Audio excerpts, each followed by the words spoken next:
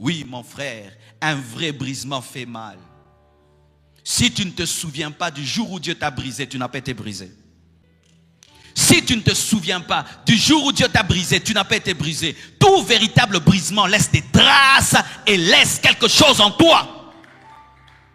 Je me souviens le jour où Dieu m'a brisé. Mes frères et sœurs, je prêchais et je pensais que j'étais un grand prédicateur. Et une fois on m'invite à prêcher quelque part, c'était dans un coin perdu. Et puis j'ai dit non, je vais parler seulement un peu. J'ai préparé une simple prédication et j'arrive là, je regarde l'auditoire et les autres orateurs. Vous voyez des bêtises dans la tête. Tu dis vraiment là, vraiment. Mes frères, je bénis Dieu pour ce jour-là. J'ai eu la blessure de ma vie qui m'a corrigé à vie. Quand c'était mon tour de prêcher, je suis monté, costard, parfum, voiture. Je prêchais. Après moi, on a invité un jeune garçon prêcher.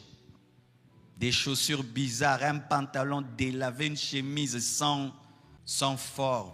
Le jeune garçon prend une Bible presque pourrie. Il commence à prêcher. Mes frères, quel niveau de la parole, quel niveau du message. Et l'autre qui m'a invité me regardait. C'est comme s'il avait fait sciemment. Quand le monsieur prêchait, me regardait comme ça, il riait. J'ai écouté, j'ai dit, Seigneur, merci pour la leçon. Depuis ce jour-là, mes frères, je ne crois pas que je prêche bien. L'essentiel pour moi, c'est de transformer les vies. Mais ce n'est pas être dans un palmarès de grands prédicateurs ou de petits prédicateurs. Parce que pendant que tu es en train de prêcher, il se peut que Jésus soit dans ta foule et toi, tu es Jean-Baptiste.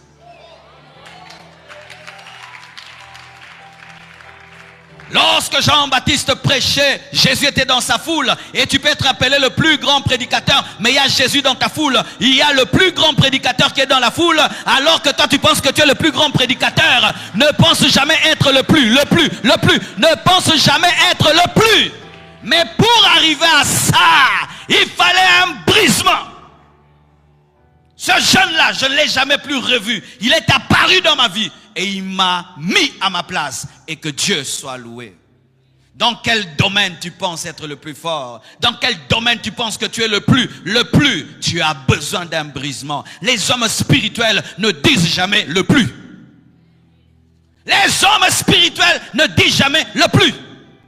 C'est pourquoi je suis contre toutes ces compétitions spirituelles des fois. Top 1, top 2. Bien-aimés frères, on peut t'honorer, mais dans ta tête, ne prends pas cet honneur. Sois comme les 24 vieillards qui jettent toujours les couronnes. Garde une tête vide et tu auras une couronne sur ta tête. Garde une tête vide et tu auras une couronne sur ta tête. Ne sois jamais le plus. Je connais des hommes dans ce pays qui ont commencé à chuter lorsque seulement ils ont commencé à se donner le nom, le plus. Le premier, l'aigle, le premier. Qu'est-ce qui leur est arrivé? Ils sont tombés, car chaque fois que Pierre pense être le plus, Dieu le brise. Lorsque le monde te dira tu es le plus, que ça entre là, ça sort ici. Si ça entre dans ton cœur, c'est ta chute. Il pensait être le super disciple. C'est ce qui était dans son cœur. Et je vous assure, Pierre manquait des manières. Les personnes qui ne sont pas brisées manquent des manières. Quand tu n'as que faire des blessures que tu causes dans les autres, tu n'es pas brisé. Tu es un porc qui pique. Quand il disait ça, tous peuvent te régner sauf moi. N'est-ce pas que ça blessait les autres? Les autres étaient blessés. Mais les hommes qui ne sont pas brisés n'ont que faire de blesser les gens, pourvu que leur destinée arrive. Pourvu que leur projet arrive, ils n'ont que faire de tous les dommages collatéraux de leurs paroles et de leurs ambitions. Ils n'ont que faire. Si Jean va se trouver petit ou Matthieu va se trouver petit, moi j'ai dit, tous peuvent abandonner sauf moi. Orgueil. L'homme qui n'est pas brisé se met là, on ne l'a pas mis. Quand tu te mets là, on ne t'a pas mis. Tu as un problème de brisement. Tu t'assieds là, tu dis, moi c'est là, moi c'est là, moi c'est là. Tu n'es pas brisé. Les hommes humbles s'assiedent derrière et on les prend de derrière, on les met devant. Mais les hommes qui ne sont pas brisés se mettent là, on ne les a pas mis et on les recule derrière. Dans ta tête, tu te places où? Tu te places où? Tu as l'habitude de te placer où? Tu te places sur les petites chaises ou sur les grandes? Je ne parle pas des chaises, mais je parle dans ton cœur. Tu te places où? Tu te places où? Tu te places où? Et là, il pleure. Il pleure. Il pleure. Pierre n'était pas mauvais. Pierre, c'était un faible qui pensait être fort. Les personnes, des fois, qui ne sont pas brisées, ne sont pas mauvaises, mais ce sont des incapables qui se pensent capables. Il n'était pas mauvais. Il aimait Jésus pour de vrai, mais il l'aimait dans la chair, il pensait l'aimer en esprit. Et cette correction l'a brisé et il est allé pleurer. C'est alors que Jésus-Christ, maintenant, commence le travail. Comme il était vidé, maintenant il pouvait le remplir et il pouvait l'envoyer. Pierre, rempli de culpabilité, pense que c'est fini. Christ meurt, ressuscite. Et lorsqu'il ressuscite, qu'est-ce qu'il fait? Afin que Pierre sache que le processus n'a pas pris fin par son reniement, il dit à Marie de Magdala de dire à ses frères et précisément à Pierre qu'il les précède en Galilée. Pourquoi? Pour que Pierre sache que le processus ne venait que de commencer. Donne-moi la main, je vais te parler. Les orgueilleux, quand Dieu les brise, il peut même quitter l'église. Ne quitte pas l'église, le processus a commencé. Les orgueilleux, quand ils échouent publiquement, ils disent j'arrête le ministère. Non, le processus a commencé. Osborne est allé en Inde, prêcher un Jésus qui ne maîtrisait pas, rempli d'orgueil. Jésus ne s'est pas manifesté. Il a prié, aucun miracle n'est arrivé. Il est rentré honteux aux États-Unis. Mais c'était quand le processus avait commencé. Il a jeûné et Jésus lui est apparu et lui a dit quoi? Rentre au même endroit. Et il est devenu l'un des puissants évangélistes. Toi qui es échoué, toi qui es tombé par terre, le processus ne vient que de commencer. Maintenant tu as de l'espace pour être rempli.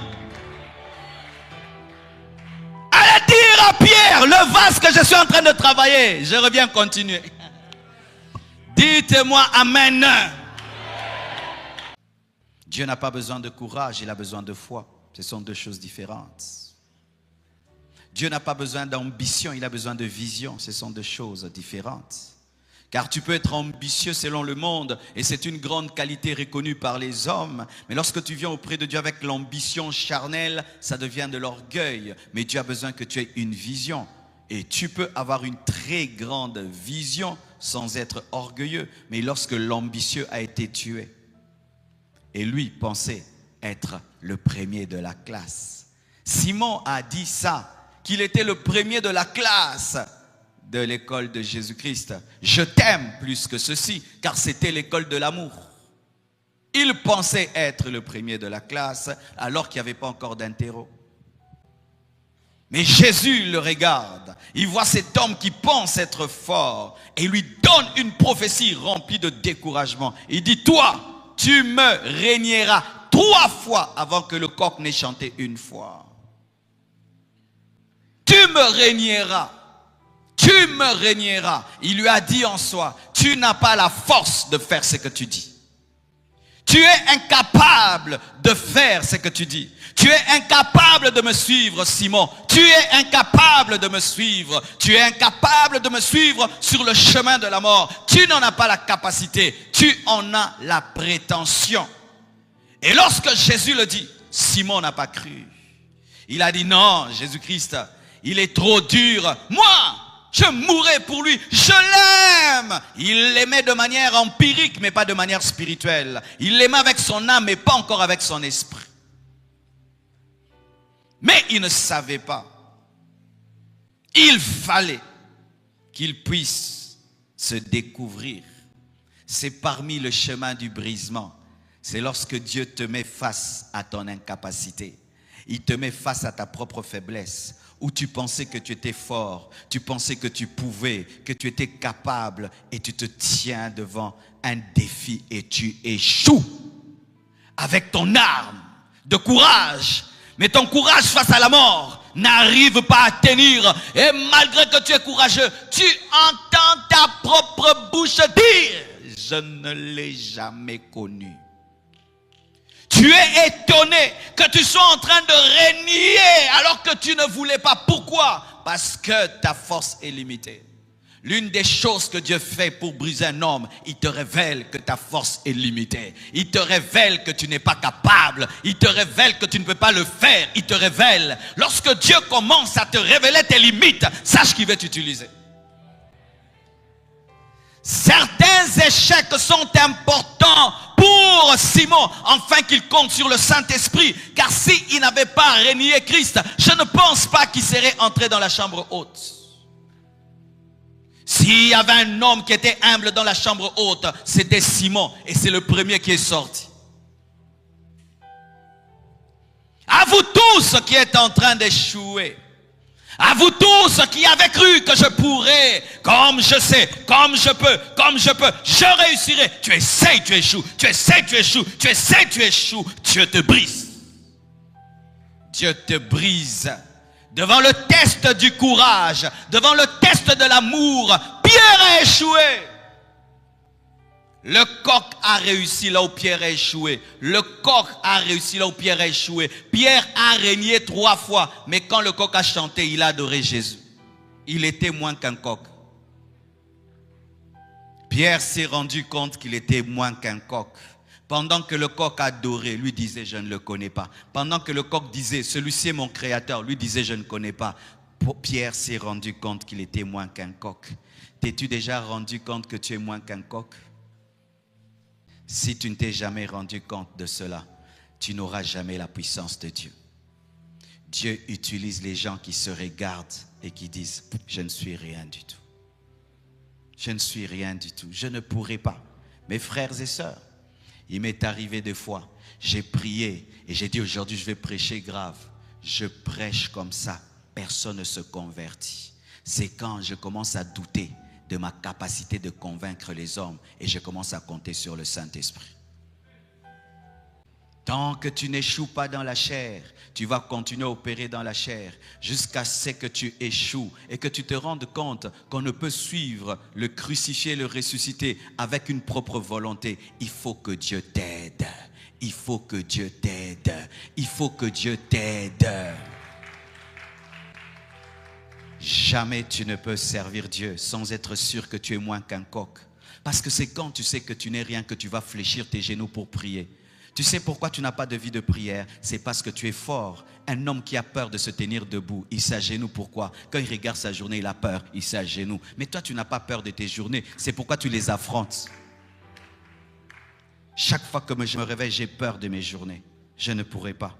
Comment je peux faire tout ça? Tout le programme d'aujourd'hui, c'est trop pour un homme. Je dois m'agenouiller. Seigneur, aide-moi. Mais toi, tu commences tes journées debout parce que tu es faible.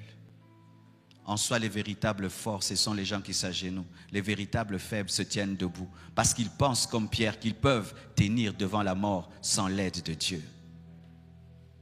Même pour avoir une vie de prière, il faut être un homme brisé. Les hommes qui comptent sur eux-mêmes ne prient pas beaucoup parce qu'ils n'ont pas besoin de la force de Dieu. Ils disent je peux servir Dieu. J'ai une belle voix, je vais bien chanter. Oui, tu vas bien chanter. Est-ce que Dieu sera dans ta chanson? Oui, je suis intelligent, je vais prêcher. Oui, tu vas nous convaincre dans la tête, mais ça ne va pas entrer dans l'esprit. Car c'est seulement la prédication qui touche l'esprit, qui bouleverse. Ce n'est pas la prédication intellectuelle. Oui, j'ai de la force, je vais devenir riche. Ah oui, tu peux devenir riche, mais tu es incapable de protéger ta richesse. Tu te regardes dans le miroir et puis tu dis, quel homme fort, tu n'es pas encore brisé. Quand un homme brisé se regarde dans le miroir et dit, Seigneur, aide cet homme. Je ne suis qu'une motte de terre, je suis incapable. Viens avec moi, soutiens-moi. Au lieu que Pierre dise à Jésus, aide-moi, n'est pas te régner. Il a dit, moi, tous vont te régner sauf moi, orgueil. Tu sais comment tu peux savoir que tu es orgueilleux? C'est lorsque tu penses que tu es plus que les autres.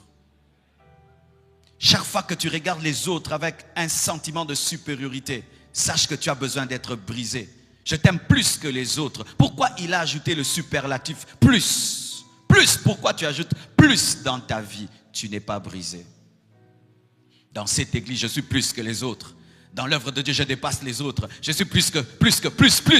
Tu n'es pas brisé. Les hommes brisés disent, ils sont meilleurs que moi. Ils sont plus grands que moi. que Dieu m'aide, que Dieu me soutienne. Mais les hommes orgueilleux disent, je suis plus. Il pensait qu'il était plus. Alors, mes frères, les autres, c'est vrai, ils ont fui, mais ils n'ont pas régné quand même 3 fois. C'était le dernier de la classe. C'était le dernier de la classe qui pensait être le plus intelligent de tous. Il pensait être capable. Mon frère, même pour tenir un jour en Christ, il faut que Dieu t'aide. Même pour tenir une journée en Christ, il faut que Dieu t'aide. Ne dis pas j'ai la discipline. Il y a des hommes plus disciplinés que toi qui ont abandonné Dieu. Il y a des hommes qui prient plus que toi qui ont abandonné Dieu. Si je tiens aujourd'hui et que je ne suis pas tombé dans le péché, c'est la grâce de Dieu. Ce n'est pas ma discipline, ce n'est pas ma volonté, c'est la grâce de Dieu. C'est la grâce de Dieu. C'est pourquoi dis toujours par la grâce de Dieu. J'irai, je reviendrai. Tu es sûr que tu irais, tu reviendras.